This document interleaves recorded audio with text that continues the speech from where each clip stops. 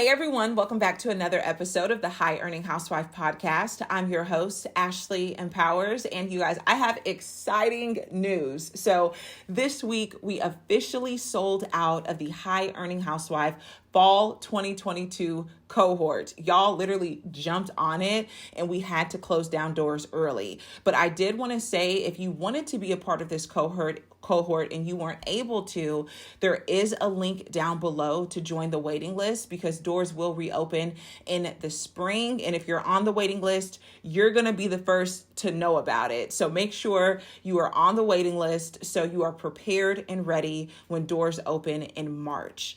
So today I wanted to specifically talk about overcoming perfection as it relates to building your brand and as it relates to you just assuming your role as a leader in the digital space. So perfectionism is something that I have absolutely struggled with. I am a recovering perfectionist, and recently I was trying to identify where that root of perfectionism came from because I did not grow up in a home environment where my mom wanted me to be perfect. A lot of time when people struggle with perfectionism, it's because they had a parent putting that type of pressure on them, but that wasn't my story. So I've been trying to identify what makes me want to do things perfectly, right? And it's something that I've been praying about, and I've got a lot of clarity and a lot of freedom in this area, and that's why I want to do this video with you. So I heard a quote recently that said, the perfect is the enemy of the done. And I thought that is so true. And when I looked up the definition of perfectionism, the definition says neglecting what we can do for fear of not doing it perfectly. Am I the only one who has attempted a task and said, you know what, it's not perfect. I'm not going to put it out there, or I can't do it to the level that I see it happening in my brain. Therefore, I'm not going to do it. That's why that quote says the perfect is the enemy of the done.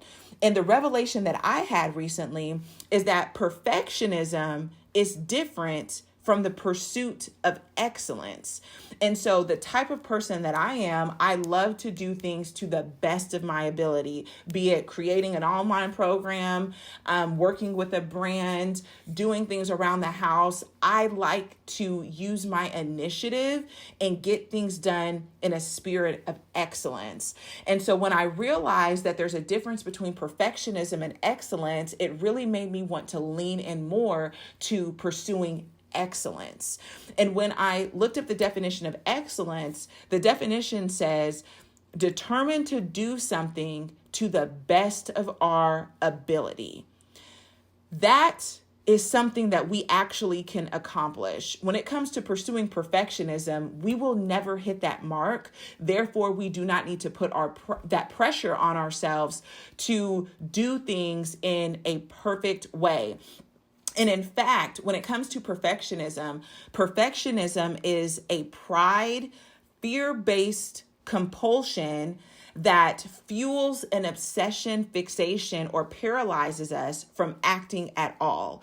So it is literally not that's not how you want to perform. You want to be in the lane of excellence, not thinking everything has to be perfect in order for you to get things done or put things out there. And a lot of time, perfectionism is a convenient excuse for you not to do anything at all. Oh, my website's not perfect, or my videos don't look like that. And perfectionism can lead to comparison, which leads you to not doing anything at all. And I'm here to tell you that if you focus on excellence, you can really have some momentum when it comes to your specific calling if you're just focused on doing things to the best of your ability. So I believe that God wants us to live in freedom.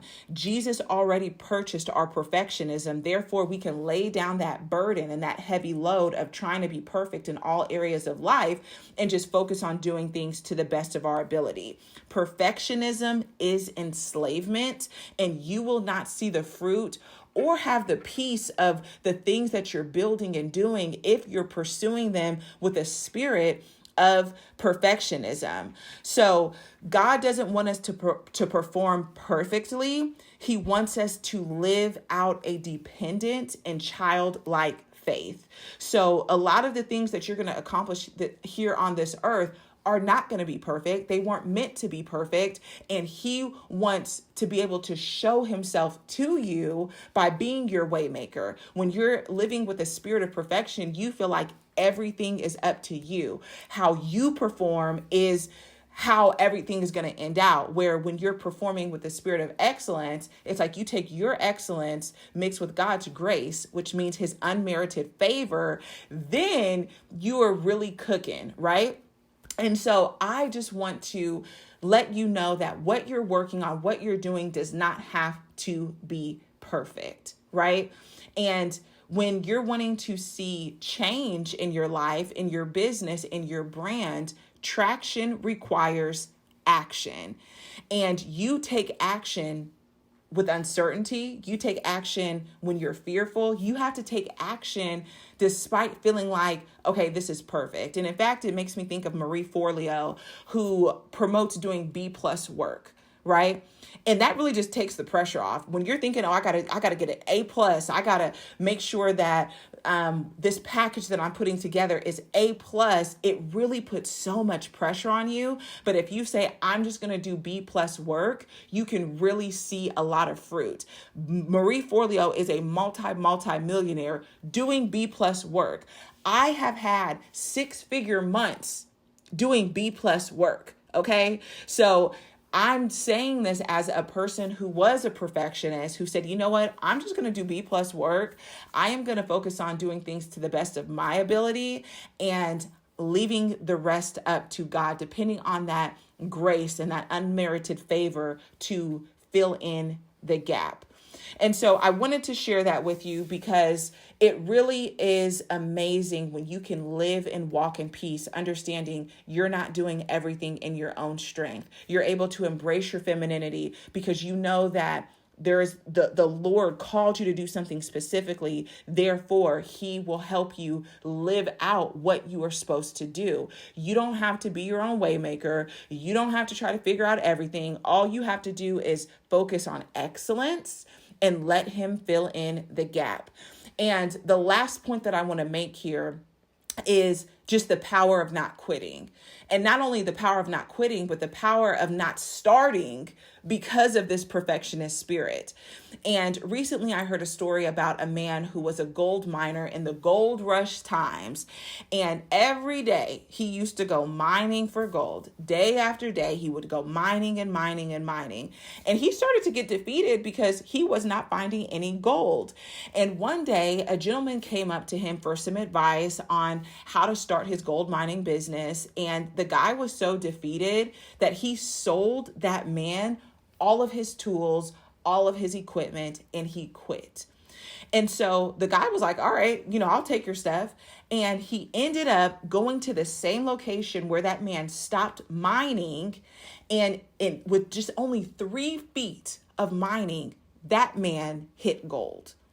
And so I don't want you to quit on what you're doing because you're not seeing the fruit, or because a spirit of perfectionism is literally overtaking you and you're like, I don't even know if I want to get started, because you could be 3 feet from gold. So this year, I want to challenge you. We have about 4 months left in this year. I want to challenge you to get out of your comfort zone.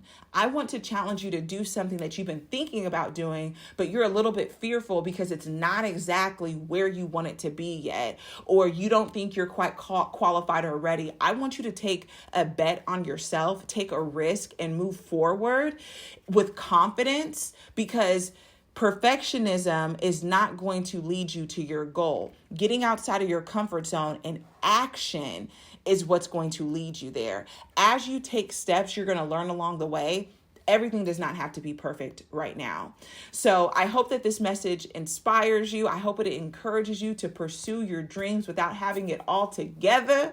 Most successful people don't. They're just showing up and they're executing. You do not have to have it all together. So Thank you so much for tuning in to this episode. The last thing that I do want to mention is that graduates of the High Earning Housewife, if you are alumni, make sure you check your email because our in-person boot camp in Dallas, Texas is happening December 10th and 11th, and there is still time for you to grab your seat. So registration closes Saturday evening. If this is something that's been on your radar, we want to see you in Dallas. So thank you guys so much for tuning in, and I will see you next time.